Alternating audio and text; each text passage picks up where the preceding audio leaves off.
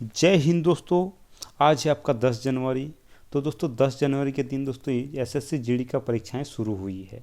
तो इसीलिए दोस्तों उसका हम एनालिसिस एकदम ऑथेंटिक एनालिसिस लेकर आए हैं। मतलब परीक्षा से बाहर आपका एक भी प्रश्न इससे नहीं है, इतना एकदम करंटली एनालिसिस किए हैं। तो देखिए हम एनालिसिस करके देखें कि दोस्तों हम हिंदी में अंकित भाटी सर के जो बुक है उसमें से प्रीवियस ईयर की जो प्रश्न कराए हैं टॉपिक वाइज, महावरे का, उसके बाद आपका पर्यायवाची शब्द, विलोम शब्द, सभी से दोस्तों प्रश्न आए, एक भी प्रश्न आपका छूटा नहीं है। दोस्तों हम अभी देखें कि हम जितने कराए हैं सभी आपको परीक्षा में देखने को आया है। तो इसीलिए दोस्तों जल्दी जाके आप हमारे चैनल में जाके उन सभी का दोस्तों वीडियो को एक बार देख लीजिए और आप परीक्षा देने के लिए जाइए। तो चलिए आइए देखते एकदम ऑथेंटिक एनालिसिस को। आज का देखिए पहला प्रश्न क्या पूछा गया था ना, 2017-18 में दोस्तों विजय हजारे ट्रॉफी किसने जीता था। 2017-18 में विजय हजारे ट्रॉफी किसने जीता था। तो दोस्तों आपका कर्नाटक ने जीता था सौराष्ट्र को हराकर। उसको दोस्तों आपका 41 रन से हराया था। 2017-18 का ये बात कर रहा है। देखिए करंट अफेयर में आपको कितना पीछे से पूछ रहे हैं दोस्तों, 17-18 का भी करंट अफेयर इसमें पूछ रहे हैं। यदि आपको इसमें 2022-23 का पूछते हैं, 2022-23 में किसने, तो आपका सौराष्ट्र ने दोस्तों महाराष्ट्र को हराया था 5 विकेट से हराया था दोस्तों। ये आपका हो गया। उसके बाद देखिए कि 2022 में उत्तराखंड के ब्रांड एम्बेसडर कौन थे दोस्तों। ब्रांड एम्बेसडर कौन थे 2022 के, तो दोस्तों ऑप्शन के बेस पे तो देखिए पहले तो आपका ऋषभ पंत थे, लेकिन वर्तमान में यदि बोलते हैं तो आपका प्रसून जोशी है दोस्तों। वर्तमान में आपका प्रसून जोशी है, देख लीजिए वर्तमान में प्रसून जोशी, नहीं तो पहले आपका ऋषभ पंत, इससे पहले आपका। चलिए अगला देखते हैं। अगला आपका है दोस्तों, देखिए ये भी आपका करंट अफेयर में हम दोस्तों ये आपको पढ़ा चुके हैं। तो आप लोग जो नहीं देखें जल्दी से जाके वीडियो में देख लीजिए कि ये क्या है कि 2000 के नोटों के पीछे किसका चित्र रहता है। जो 2000 का नोट है उसके पीछे में मतलब कौन सा चित्र आपका बना हुआ रहता है। तो देखिए 2000 के आपका दोस्तों मंगलयान का रहता है, मंगलयान का 2000 नोट के पीछे आपका मंगलयान का चित्र रहता है। देखिए सभी का 10 रुपये का आपका कोणार्क का सूर्य मंदिर रहता है, 20 रुपये का आपका एलोरा का गुफा रहता है, 50 रुपये का आपका हम्पी मंदिर रहता है जो कर्नाटक में है। उसके बाद 100 रुपये का आपका रानी का बाव रहता है। उसके बाद आपका 200 रुपये में सांची का स्तूप रहता है और 500 रुपया में आपका लाल किला है। ये तो जितने भी हम आप लोगों को एक्स्ट्रा फैक्ट बताएं सभी आपके लिए काफ़ी महत्वपूर्ण हो, जो आने वाली परीक्षाओं में आपका आएंगे दोस्तों। चलिए अगला देखेंगे। अगला आपका क्या है ना, अगला आपका है कि राष्ट्रीय आपातकाल के दौरान किस अनुच्छेद को निलंबित नहीं किया जाता है। देखिए अब आर्टिकल में आपका आ गया। आर्टिकल से भी आपका मतलब अभी जितने भी प्रश्न आपको देखने को मिला है एसएससी एनालिसिस करके देखेंगे लगभग नॉर्मली क्वेश्चन, ज़्यादा हार्ड इसमें से नहीं देखने को मिल रहा है। तो देखिए राष्ट्रीय आपातकाल के दौरान इस अनुच्छेद को निलंबित नहीं किया गया। तो आपका देखिए आर्टिकल आपका 20 और 21 को दोस्तों निलंबित नहीं किया जा सकता है। देखिए 20 में आपका अपराधों के लिए सजा के संबंध में संरक्षण और 21 में आपका जीवन और व्यक्तिगत स्वतंत्रता का संरक्षण। ये आपका दो जो आर्टिकल है इन दोनों को निलंबित आपका नहीं किया जा सकता है।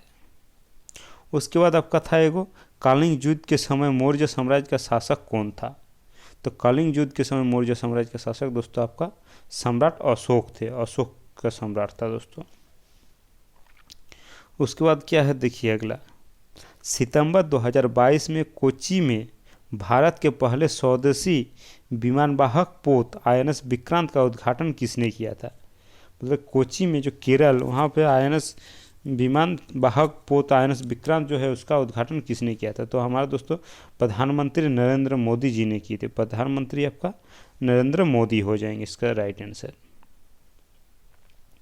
उसके बाद आपका क्या है देखिए न, वर्तमान में भारतीय संविधान में कितने अनुच्छेद है।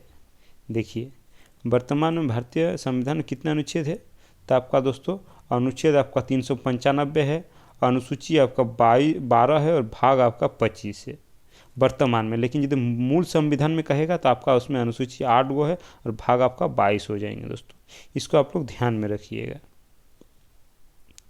उसके बाद देखिए अब नृत्य शैली में आपका अगर देखिए नृत्य का भी हम वीडियो बना चुके हैं, लगभग जितने मेरे सभी दोस्तों इसमें आए हैं। देखिए काला घोड़ा महोत्सव कहाँ मनाया जाता है? काला घोड़ा। तो ये महोत्सव दोस्तों मुंबई महाराष्ट्र में मनाया जाता है। अगला देखिए, अगला आपका है भारत की पहली जनगणना कब हुई थी? देखिए, जनगणना आपका 1872 में लॉर्ड मेयो के द्वारा किया गया था। शुरुआत दोस्तों आपका 1881 में लॉर्ड रिपन के द्वारा शुरू किया गया था। इसको आप लोग ध्यान दीजिए, लॉर्ड मेयो के द्वारा, और शुरुआत आपका लॉर्ड रिपन के द्वारा शुरू किया गया था। चलिए अगला देखते हैं। अगला आपका क्या है ना, आपका जागोई नृत्य किस राज्य का नृत्य है? देखिए, जागोई नृत्य शैली जो है आपका किस राज्य का? तो ये देखिए, जागो जो मणिपुरी नृत्य को ही आपका जागोई नृत्य के रूप से जाना जाता है। उसी का दूसरा नाम दोस्तों आपका जागोई नृत्य होते हैं। तो मणिपुरी तो आपका जानते हैं मणिपुर में होता है।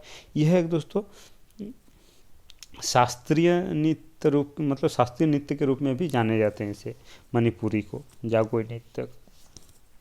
देखिए उसके बाद आपका क्या है ना का, देखिए पंचवर्षीय योजना। हम आप लोगों के एक कुछ दिन पहले एकदम नोट्स बना कर आपको पंचवर्षीय योजना के बारे में बताएं।